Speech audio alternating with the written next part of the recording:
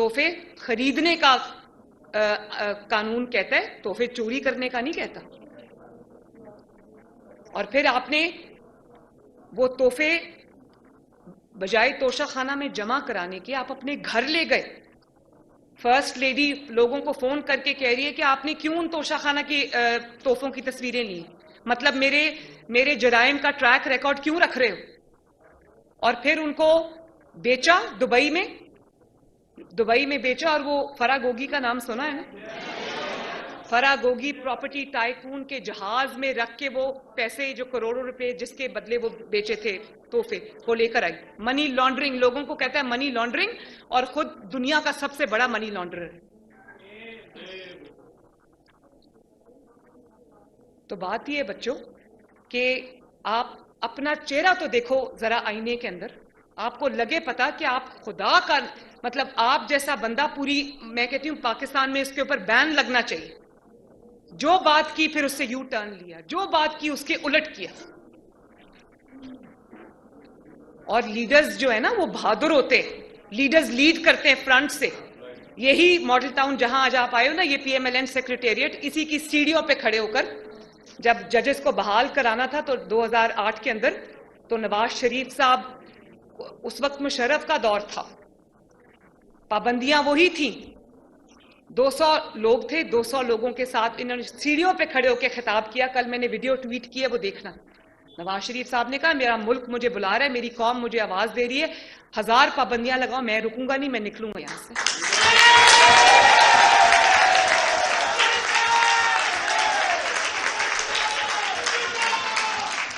और फिर उन्होंने कहा मैं, और आप लोग गवाह हो कि ना सिर्फ वो निकले बल्कि ये फिरोजपुर रोड तक पहुंचते पहुंचते लाखों का वो जुलूस बन गया। मुझे नहीं पता उस वक्त दुनिया कहां से आई, लेकिन क्योंकि लीडर घर से निकला था तो लीडर के पीछे लोग निकले। अगर लीडर ये कहता हो बात चेक करो पुलिस बैठी हुई है कि नहीं बैठी हुई, और अगर उस वक्त नवाज शरीफ ये कहता कि चेक करो खवातीन मेरी हिफाजत कर रही हैं कि नहीं कर रही, जिले शाह जब तक घर के बाहर बैठ के इसकी हिफाजत करता रहा तब तक इसने कभी उसको मुंह भी नहीं लगाया। जिस दिन पता चला कि वो शहीद हो गया तो फटाफट उसकी लाश पे सियासत करने के लिए आ गया। इससे बड़ी तजलील एक सियासी कारकुन की हो नहीं सकती। और कौमों की जिंदगी में बच्चों फैसलों के वक्त आते हैं जब आपको लीडरशिप को फैसला लेना पड़ता है।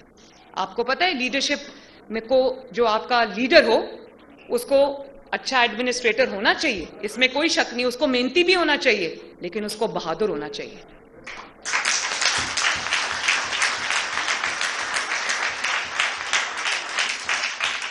क्योंकि 22 करोड़ अवाम ने अपनी किस्मत का फैसला उसके हाथ में दिया हुआ है।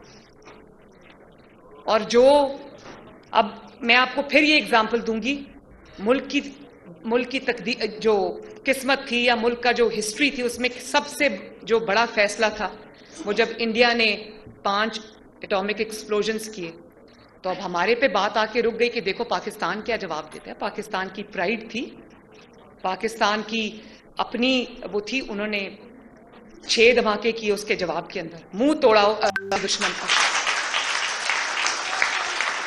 और मैं इस चीज की गवाह हूं कि नवाज शरीफ साहब को क्लिंटन, उस वक्त का जो प्रेसिडेंट था क्लिंटन, उसके फोन आए कि अगर आप ये करेंगे तो हमें आप पे सैंक्शंस लगानी पड़ेंगी। और फिर कहा कि $5 बिलियन मैं आपको देता हूं, आप अपने ये धमाके ना करें। नवाज शरीफ साहब ने कहा कि ये नहीं हो सकता, आप अपने पैसे भी अपने पास रखें, आपकी बड़ी मेहरबानी, लेकिन पाकिस्तान अपनी तकदीर के फैसले खुद करेगा। और उस वक्त, और बच्चों सुनो, उस वक्त अगर बहादुरी का फैसला ना हुआ होता और उस वक्त अगर ये प्राइम मिनिस्टर गीदड़ बैठा होता तो वो चारपाई के नीचे छुप जाता और कहता क्लिंटन का फोन बंद हो गया या नहीं हो गया।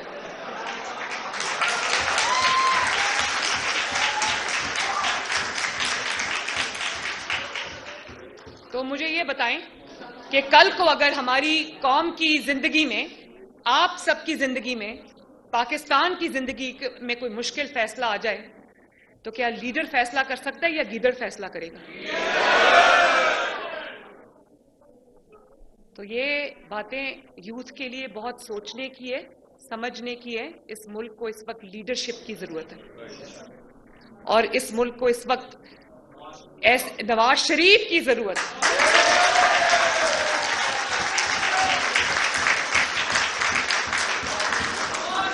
और मैं बताऊं, मैं बार बार एक बात करती हूं, नवाज शरीफ के तीन दौर थे।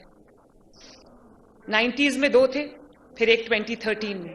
आप रिकॉर्ड उठा के देख लो, आप फैक्ट्स एंड फिगर्स उठा के देख लो, आप इंडिकेटर्स उठा के देख लो। नवाज शरीफ 3 दफा प्राइम मिनिस्टर बना, एक दफा 2-2.5 साल के लिए निकाल दिया, दूसरी दफा 3 साल के बाद निकाल दिया, तीसरी दफा 4 साल के बाद निकाल दिया। लेकिन एक बात पूरे पाकिस्तान की तारीख में दर्ज है, रिकॉर्ड में है, गूगल करके देख लो, सबको गूगल का पता है। नवाज शरीफ के आने से पहले के इंडिकेटर्स देखो, नवाज शरीफ के जाने के बाद के इंडिकेटर्स देखो।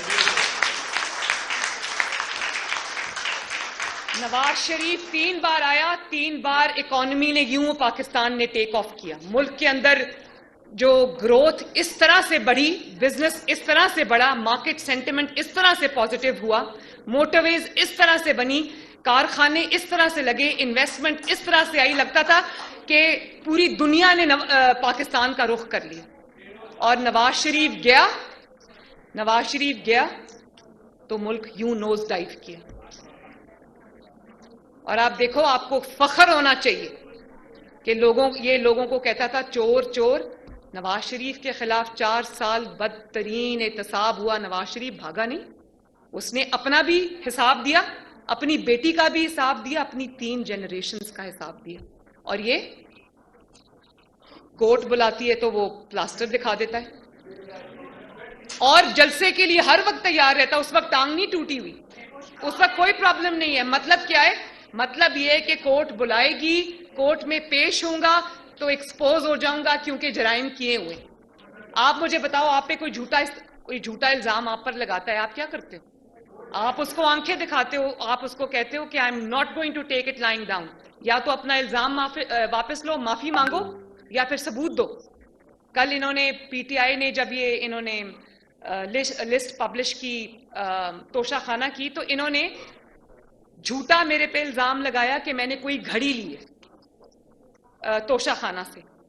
तो मैंने उसी वक्त मैंने ट्वीट को कोट किया, मैंने FIA साइबर क्राइम्स में वो ट्वीट्स भेजी, मैंने पेमरा को, क्योंकि आमिर मतीन साहब है 92 के, उन्होंने उस झूठ के ऊपर प्रोग्राम किया, उस झूठ पे प्रोग्राम किया, मेरे नाम पे वो घड़ी लगा दी जो कभी थी ही नहीं। मेरे नाम पे एक पाइनएप्पल है।